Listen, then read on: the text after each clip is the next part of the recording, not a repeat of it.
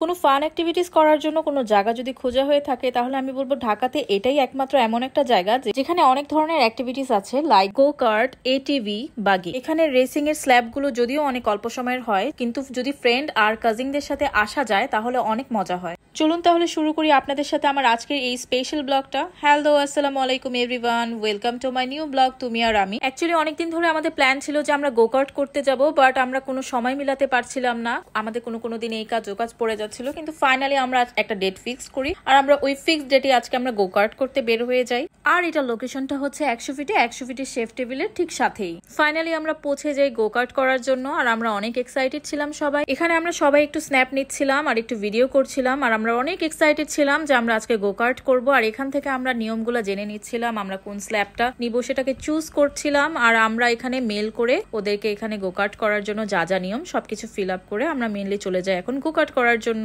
আজকে আমরা বেসিক্যালি 4 জন মিলে একসাথে গো কার্ট করবো, কিন্তু সামাইরা তো আজকে গো কার্ট করবে না, আর ও তো অনেক ছোট। আমরা সামাইরাকে নিয়ে অনেক চিন্তায় ছিলাম যে আমরা কিভাবে ওকে রেখে গো কার্ট করবো।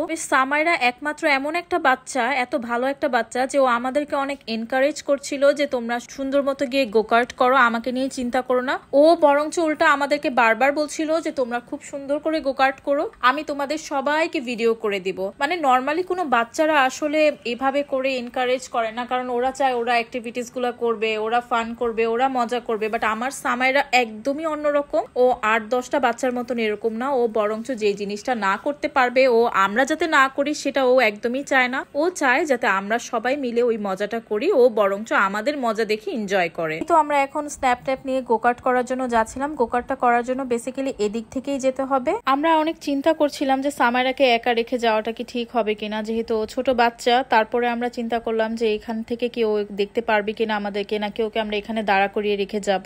এখানে আমরা রসি একটু মজা করছিল সামাইরার সাথে, আর কাছে এসে এই ভাইয়াদের রেসিং করা দেখে তো একদমই পুরো মাথা নষ্ট হয়ে যায়। তখন এক্সাইটমেন্ট অনেকটা বেড়ে যায় যে কিভাবে আমরা করব, কিভাবে আমরা রেসিং করব। আর তাছাড়া সামাইরা আমাদেরকে কন্টিনিউয়াসলি পুশিং করছিল, আর এখানে ওরা আমাদেরকে ইনস্ট্রাকশন দিচ্ছিল যে গো কার্ট করার আগে আমাদেরকে চুল বেঁধে হেয়ার ক্যাপ পরে নিতে হবে। আর আমরা সেটাই করছিলাম, আমরা সবাই চুল বেঁধে হেয়ার ক্যাপ পরে নিয়েছিলাম। আর এখানে আমি একটু স্ন্যাপ নিচ্ছিলাম। ফাইনালি আমরা 4 জন রেডি গো কার্ট করার জন্য। আর আমরা এখানে প্ল্যান করে নিয়েছিলাম যে আমরা এই স্ল্যাব গুলাকে খুব সুন্দর করে মজা করে চালাবো। যেহেতু স্ল্যাব গুলো অনেক ছোট, তাই আমরা চিন্তা করেই ফেলেছিলাম যে আমরা এই স্ল্যাব গুলাকে স্লোলি চালাবো, এনজয় করতে করতে চালাবো, আমরা মজাটাকে উপভোগ করব। বাট এক্সাইটমেন্টটাও তখনই চলে যায় যখন ইনস্ট্রাকশন বারবার খালি ভয় দেখাচ্ছিল যে যখন আপনারা গাড়ির মোড় ঘুরাবেন তখন যাতে টায়ারে না লাগে, গাছে না লাগে, তাহলে কিন্তু আপনাদের অনেক টাকা জরিমানা হয়ে যাবে। আসলে এভাবে কোনো মজা করতে গেলে, অ্যাক্টিভিটিস করতে গেলে ওরকম একটা মজা লাগে না। আর এই তো ফাইনালি আমাদের স্ল্যাব শুরু হয়ে যায়। আর কে শুনে কার কথা? এখানে কেউ কারো কথা শুনে না, সবাই এত জোরে জোরে গাড়ি চালাচ্ছিল, এত মজা করে, এত এনজয় করে গাড়ি চালাচ্ছিল। আর আমার সবসময় একটা টেনশন হচ্ছিল, কারণ আমি আর মালিহা একদমই নতুন, ওদের ওরকম একটা আইডিয়া নিয়ে আমি একটু ভয় পাচ্ছিলাম যে ওরা ঠিকঠাক মতো চালায় কিনা। বাট মালিহা এত জোরে জোরে গাড়ি চালাচ্ছিল যেটা আসলে বলার মতো না, একটু ভয়ও পাচ্ছিলাম, অনেকটা এক্সাইটমেন্টও কাজ করছিল যে না ওরা আসলে ঠিকঠাক মতো চালাচ্ছিল। আর আপনাদের ভাইয়া তো অলওয়েজ ফার্স্ট, ও তো সবসময় খুব সুপার ডুপার গাড়িও চালায় আর খুব স্পিডেও গাড়ি চালিয়ে এনজয় করছিল।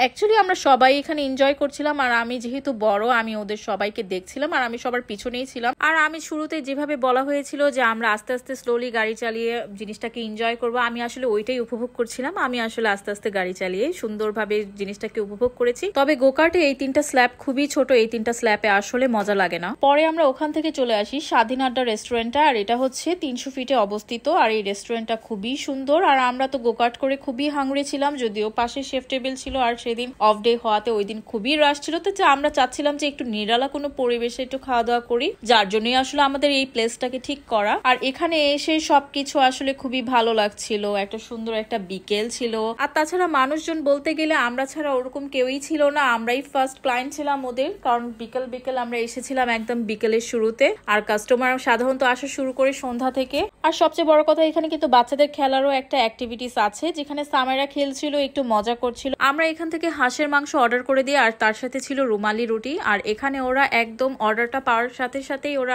ইনস্ট্যান্ট রান্না করে দেয়, যার জন্য ওদেরকে অর্ডারের সাথে সাথেই ওরা খাবার দিতে পারে না, কারণ যেহেতু ওরা রান্না করে দেয়। আমরা প্রথমে এখানে 5টা রুমালি রুটির সাথে 2টা হাঁসের মাংস অর্ডার করে দিয়েছি, আর ওরা আমাদেরকে গরম গরম যখন খাবারটা সার্ভ করেছে তখন দেখেই মনে হচ্ছিল যে খাবারটা আসলেই মজা হবে। আর খাবারটা মুখে দেওয়ার পর যখন আমরা দেখলাম যে খাবারটা কি পরিমাণে মজা, আমরা তখন সাথে সাথে আরেক প্লেট হাঁসের মাংস অর্ডার করে দিই এবং সাথে আরো 5টা রুমালি রুটিও অর্ডার করে দিই। এই তো আমরা এখানে খাচ্ছিলাম আর এই পরিবেশটাকে এনজয় করছিলাম। আলহামদুলিল্লাহ আমাদের আজকের দিনটা খুবই ভালো কেটেছে। যেমন একটা ফান অ্যাক্টিভিটিসও আমরা করেছি, সেরকম মজার আমরা খাবার দাবারও খেয়েছি। এখন আমরা এখান থেকে বের হয়ে যাচ্ছিলাম। এখন আমরা প্ল্যান করেছি যে এখন আমরা ডিরেক্টলি বাসায় যাব, বাট আসলে বাসায় যাওয়া আমাদের তখনও হয়নি। হঠাৎ করেই আমাদের চোখে একটা পার্ক পড়ে যায়, যেটা দেখে সামেরা বলছিল যে না আমি এখন দোলনায় উঠবো, যার জন্যই আমাদের এখানে চলে আসা। এখানে আমি, সামেরা, মালিহা, অমিয়া আমরা দোলনায় উঠেছিলাম আর আমরা অনেক মজা করছিলাম। আর আমার আজকের ব্লগটা আমি এখানেই শেষ করছি। ভিডিওটা ভালো লাগলে অবশ্যই আমার পেজটাকে লাইক, ফলো এন্ড শেয়ার দিয়ে আমার পাশেই থাকবেন। আজকের ভিডিওটা এই পর্যন্তই। আল্লাহ হাফেজ।